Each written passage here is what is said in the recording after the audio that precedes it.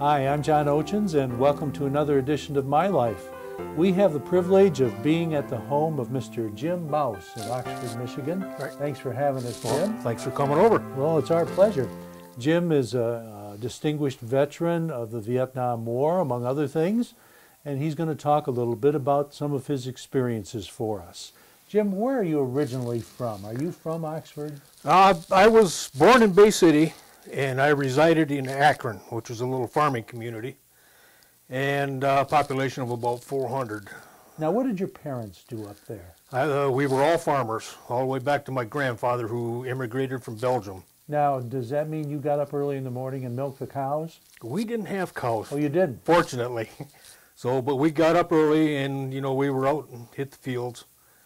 And we usually, as soon as daylight was there, we were up, dressed, and out the door. Did you have a lot of brothers and sisters?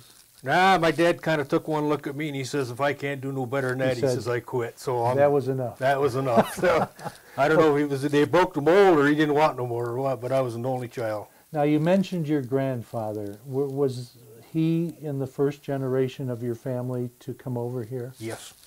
He immigrated. He came over by ship and came through Ellis Island. And as a matter of fact, I still have his steamer trunk in the basement. Do you really? With all the stickers on it from the steamship. And that will be something that will be passed down through the family. And the family name is actually Muys. That is how right? it is pronounced. That's but it English. is spelled M-U-Y-S. M-U-Y-S. It's actually in Belgium, Flemish, it's Muys. So it actually started out that way. It started out and that that's way. the real thing. That's the real deal. That's the real deal. And when you translate it from Flemish to English, it means mouse. Okay, tell me, where did you go to school? Akron Fairgrove. And that was where you went to grade school at? And high school in High Akron school was in well? between the two towns after they consolidated. Okay. I was the first class to graduate out of our new high school in '66. Ah. Tell me a little bit about your family life when you were growing up. Basically just farming and didn't do too much. I was in band. I played percussion. Did you really? Yep. And made honor band, state honor band, and with drums, and just kind of messed around there, but most of the time was spent farming. Did they keep you pretty busy on the farm?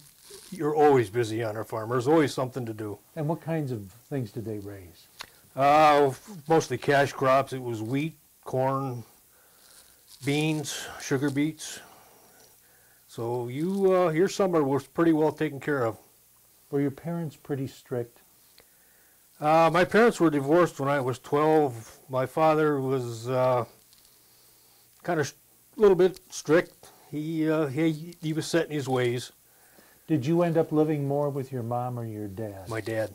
So you were on the farm then I was on the farm. rest of the time? Yep. Okay. And then when he retired from farming, I took over the farm, and then I worked for another farmer in the area. So our farm was 100 acres, and this other guy I worked for he had about 2,500 acres.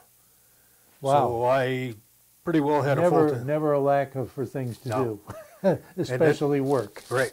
And then I was at the foundry in Vassar, Eaton Foundry, and I worked there for 12 and a half years till I got laid off. This was after you got out of high school? Yes. Okay. Yep. So that was your first career then, right? Right. Okay, now, where in all of this did you meet your wife? I actually met my wife at a bowling alley at Astro Lanes in Madison Heights. And I live in an apartment down there, Lexington Village, and I just got tired of sitting home one night. And I had been bowling there, so I figured, well, I'm just going to do something different, go up to the bowling alley. And where were you working at this time? I was driving truck. Okay, so this was after the experience you just mentioned then. Right. Okay. And I got in there and I met a guy that I used to go deer hunting with. And him and his girlfriend was in there. And my wife, Karen, was kind of a girlfriend to this guy's girlfriend. And we just sit there and started talking and everything. And after they got done bowling, we went into the bar and we just hit it off, and we've been together ever since. Okay. And we've just had our 21st anniversary. Do you have any children? I have one daughter from my first marriage, and she lives in Ortonville. Oh, so she's close. She's close. I have 2 grandchildren, And through her marriage, I have 2 great-grandchildren, and they live in Phoenix, and I've seen the one great-granddaughter once, and the great-grandson I haven't seen yet. I think as we talked about your occupations, we kind of skipped over a time that was very important, and that was your time in the military. At what point in your life did you go into the military? I actually went into the military before I graduated high school. Before? Before. My birthday was in January, and I turned 18, and the Vietnam War was going pretty hard then, and I knew I was going to get drafted. What year would that have been? That was in '66. Right. So January '66, I went down and I enlisted in the Navy. Did you have problems enlisting, seeing as how you hadn't graduated yet? No, no problem whatsoever. And what prompted you to do that before you graduated? I kind of didn't want to have a rifle going through the jungle. So I figured if I'm going to go in the service, I might as well go in and learn something. You wanted to control your destiny. More or less. So I went in the Navy. I actually took boot camp at Grosse Seal when it was a naval air station. Really? It was a anti-submarine warfare naval station. Mm-hmm. And a lot of people sit there and they'll look at you and say, there was a Navy base there? And that's where the airport is now. And I say, yeah. I says, when we were in there, I says, we were pretty hot and heavy with anti-submarine warfare. And that's why you never seen any submarines in the Great Lakes.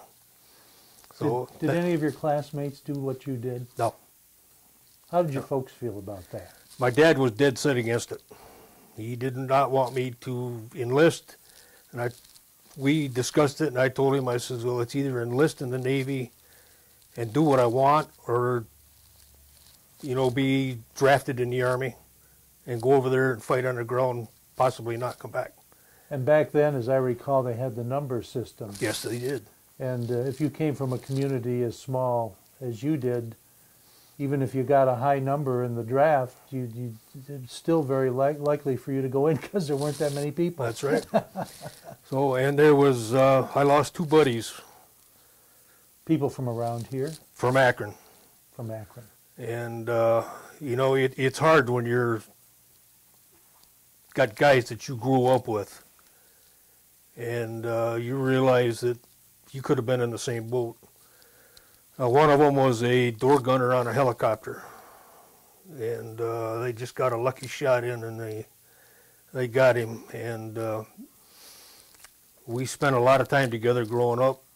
Spent, you know, nights together at each other's houses. And to be his pallbearer was a very hard thing to do. Mm.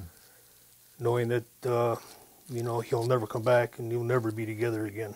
Right. So it's kind of a bad deal. So, but you know, I went and did my duty. I was in the service 6 months before I graduated high school, and I was. So you did finish high school during. Oh the yes, service. I did. I graduated. And at what point were you sent over to Vietnam? 69. You'd been in how long when you were sent 2 years. over? So you spent 2 years here in the States? Yeah, I had my first 2 years active reserves at Grosse Seal. I see. And then I got my papers for active duty. I ended up in Memphis, Tennessee for my training. Okay. Which I went in for ejection seat mechanic. Okay. Worked on liquid oxygen, the pressurization systems on jets.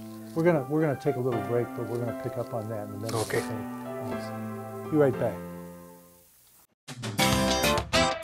Hi everybody, I'm Terry Stiles. Hi everybody, I'm Bill Service, and I'm the producer of Our Community Access.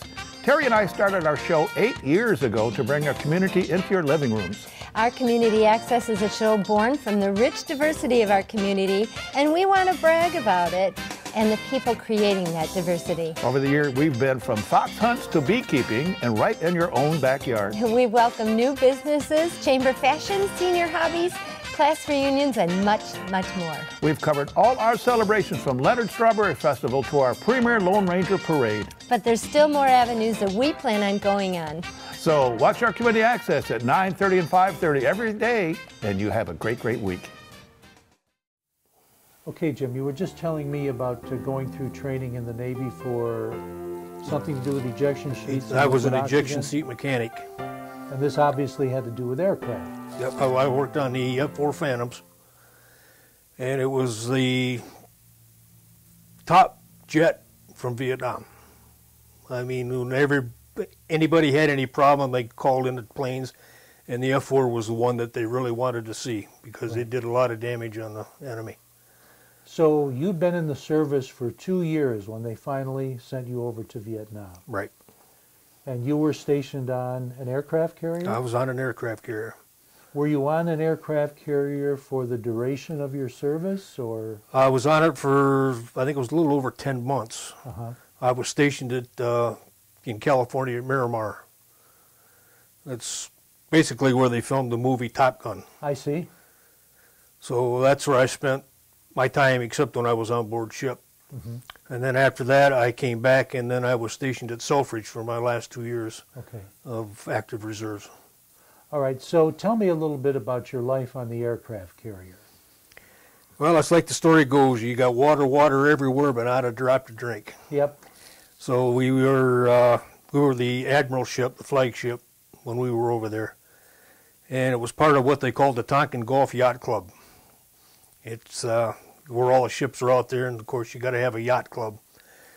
I was in VF 114, and we flew the F4s off the ship.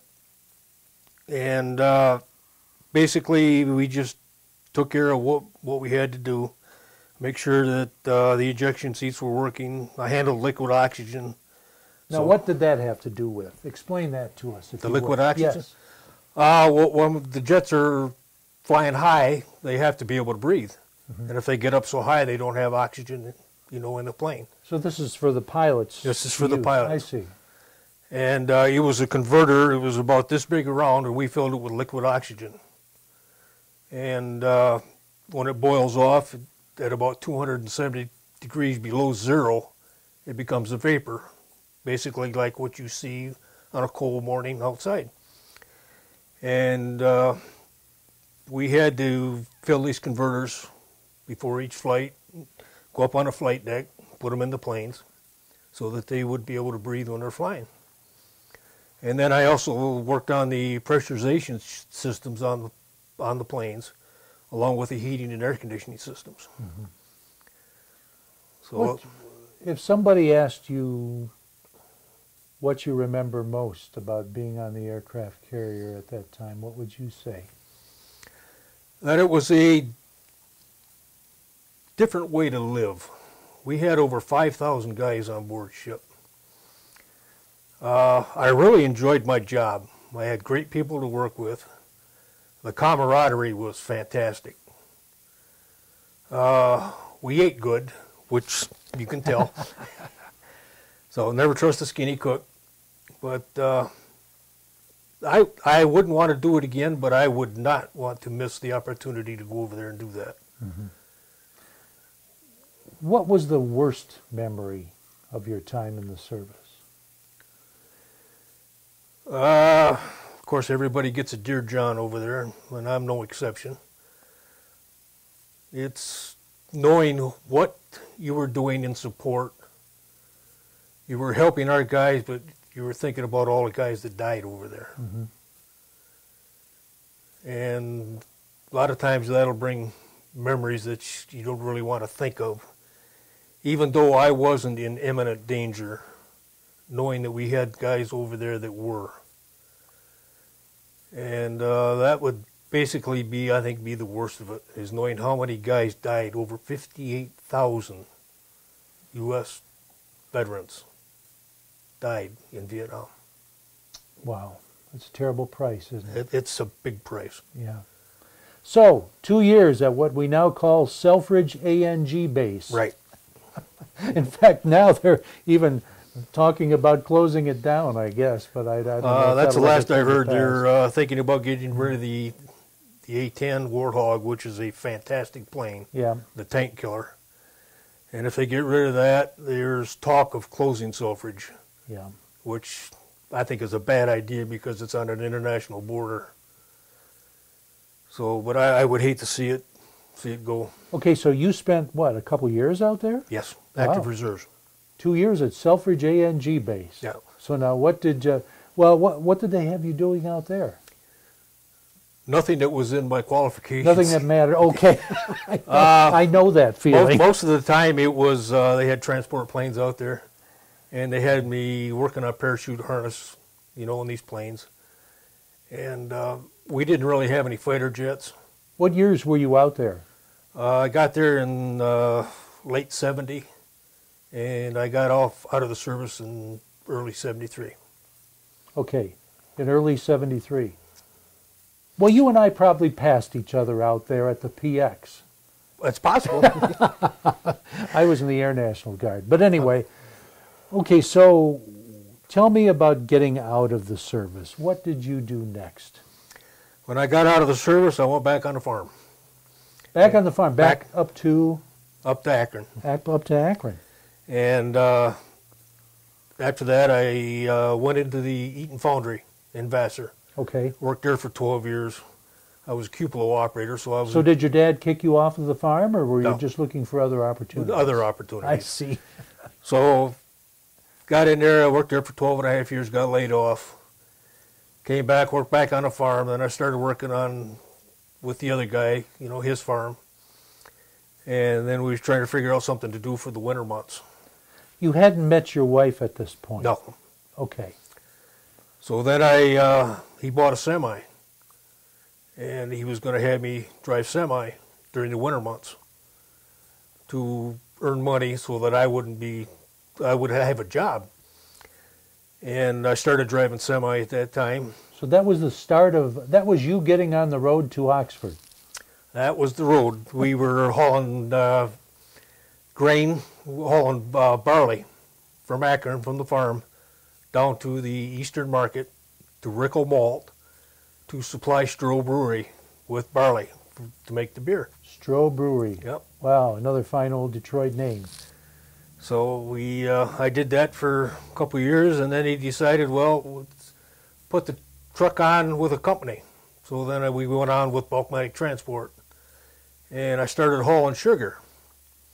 So we hauled a lot of sugar beets in there, and in the winter months I'd hook up to a trailer, and we'd be hauling sugar out of Carroll, Croswell, Seawing, Bay City, and taking it to all the candy companies and everybody else that needed sugar.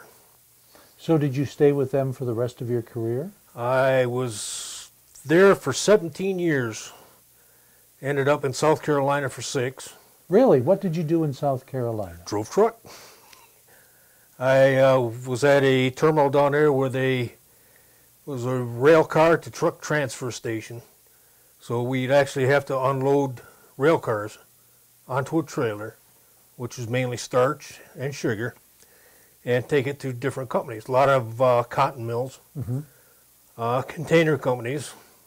They use that for glue to hold the container board together. In the cotton mills, they'd use it for sizing. And the sugar, we went to different candy companies down there, especially in Charleston. Was it nice to be in a warmer climate for a little while? Yeah, it was too warm. Too warm? Yeah. Summertime, you'd get there, you'd leave at 3 o'clock in the morning, it'd still be 102 degrees out with 98% humidity. And then it just got worse from there. Okay, we're going to take a break, but then we're going to bring you back to Michigan. Okay. Be right back.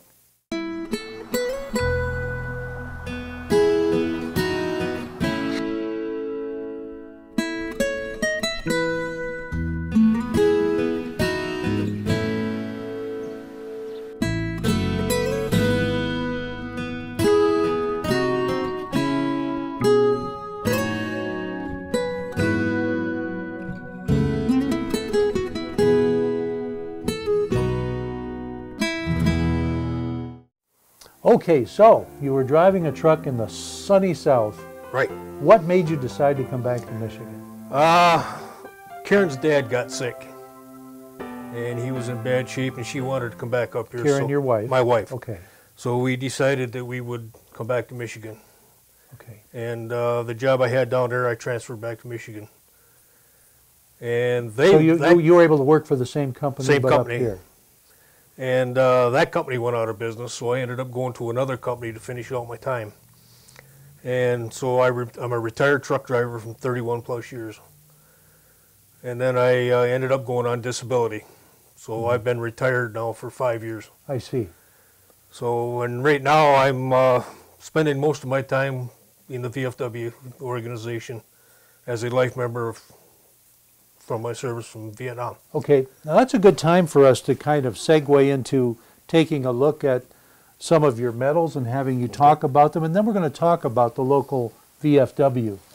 So, I don't know, Russell, how well you can see this. Am I holding it in a good place?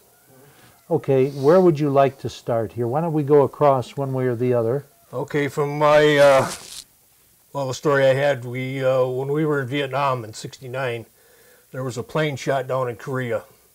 It was a reconnaissance plane. So we were on the line, and they turned us from the line there when they sent us up to Korea in support. We flew sorties up there to until that situation kind of took care of itself. Mm-hmm. So start on this side. This is the Vietnam medal. This is Vietnam. This is Korea defense that we earned because we spent enough time up there. I see. In support of that. This is Vietnam. We also earned the Armed Forces Expeditionary Medal from different campaigns we had in Vietnam and Korea. This is National Defense. And this ribbon at the top, there's no medal for it, but that is a Navy unit citation to where our unit did, how do I want to say it? Meritorious service in during Vietnam. the war. Okay. So our unit ended up with that. You were on the Kitty Hawk? I was on the Kitty Hawk. This is our squadron patch. I was in VF 114. We were called the Aardvarks. And with all the ships out there in the Gulf, we were known as the Tonkin Gulf Yacht Club. okay. Did you get into shore much? All our shore time was in the Philippines, in Subic Bay. Okay, So I never made it on the ground in Vietnam. I see. So they actually didn't have a port big enough, and we didn't want to get in there and, get shelled or anything like that. So we had to stay pretty well off. You probably had more fun in the Philippines anyway. Anybody that knows anything about Subic Bay will know that it was a great town. Well, tell us a little bit. Now, the VFW is a very strong organization in Oxford. Yes, it is. It is the top post in the state. Last year, everybody knows about our buddy poppies that we sell. Our post sold more buddy poppies than anybody in the state. And that is for the benefit of? Veterans. We have charities that we work with. The Oxford or Lake Orion Veterans Memorial up there. We sponsor the VFW National Home in Eaton Rapids, where we have all the children from the United States come there. And Michigan has 3 houses. It's a community within itself. Self-contained. They go to local schools. I think right now the youngest child we have is 6 months. And we take care of them all through college. And they are supported only by the VFW right now. Mm-hmm. What time of the year do you do this? The poppies are coming up in May. In May. Yep. And last year we had our highest grossing income than anybody in the state. And we're going to beat that record this year. May. Don't forget about that, Yeah, folks. don't forget. Buy a veterans. poppy or two in May. You see the veterans out there selling poppies. Please help us out to help others. It's for a good cause. Yeah, Now, what do you personally have to do with that? the poppies? Yeah. We're just out there. You're one of the salespeople. I'm one of the salesmen. Okay. What We do you, we don't sell them. We take donations. I understand. So it's not a poppy sale. It's a donation. Tell us what your role is in the veterans here in Oxford. Right now, I'm the chairman of the Americanism Patriotism, Okay. and basically, anything to do with Americanism Patriotism, I try and take care of it. I'm also the photographer, and I've got books, pictures that I have developed and put into Americanism Patriotism, the POW. I have actually 2 scrapbooks that I take care of. But you've gone into schools and made presentations. And Yeah, things, every haven't you? Veterans Day we go to all the local schools. We give presentations. We give talks, and that's what that thing over there I was showing you is all about. Right. And we let the children know what we did, that freedom is not free, that there is a price to pay for freedom. And a lot of these guys, we've got 2 guys in there with no right arms that they've lost in Vietnam because of their service. Highly decorated. And Joe Zickwich is another one. He was in World War II. He also was on an aircraft carrier, the Lexington. And he just passed away at 90 years old. And his funeral will be this Saturday. His funeral is coming up. And he's going to be a guy that is going to be missed very bad. He was the person that came up with the Peacoat Memorial at the memorial there in Lake Orion. He had that designed. That is for the sailors who lost their lives during the war on board ship that were buried at sea. When did they put that together? That was 3-4 years ago. And when Joe was on the Lexington, he had another Peacoat Memorial made, and it is on the hangar bay on the Lexington, which is in Corpus Christi, Texas. Right. And Joe will be laid to rest down there. Now, tell us more about that. Joe's funeral is coming up pretty soon. It's coming up this Saturday and at you 3. folks are going to play a big role in that? Yes. I know our station manager, Bill Service, is a veteran, and he's very active in the VFW over there. And he's going to be a part of that as well. What kinds of special things will you be doing at his funeral? Our VFW Honor Guard will be there, of which I'm a part. We will have our poppy ceremony, which is a ceremony that's for fallen veterans. It's called In Flanders Fields, and if nobody's seen it, they need to see what In Flanders Fields is all about. That's the origination of the poppies that we have. We're going to be there with the Honor Guard. We'll have taps, and we will have the 21-gun salute.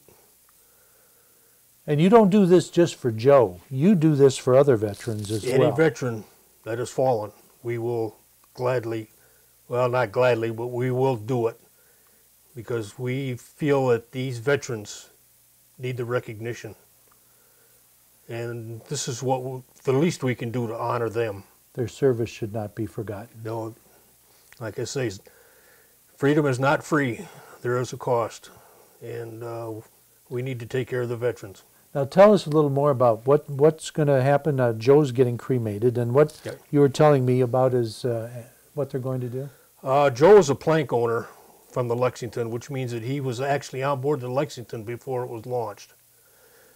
And there's very few of them left anymore. So what they're going to do is they're going to take his ashes down there, and they're going to spread them in the sea from the back of the ship.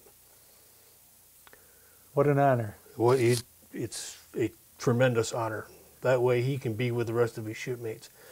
When he was in the service over there, his ship was hit by kamikazes, and the ship was torpedoed.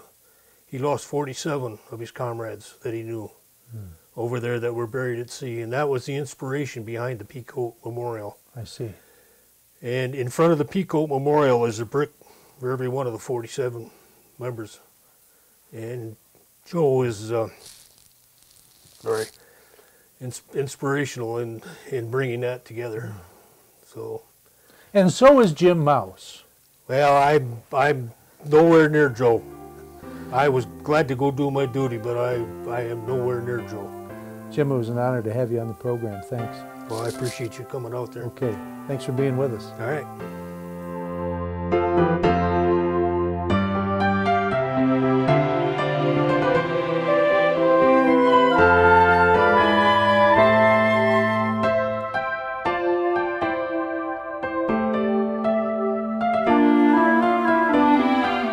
You're watching OCTV, Oxford Community Television, serving Oxford, Addison Township, and the village of Leonard.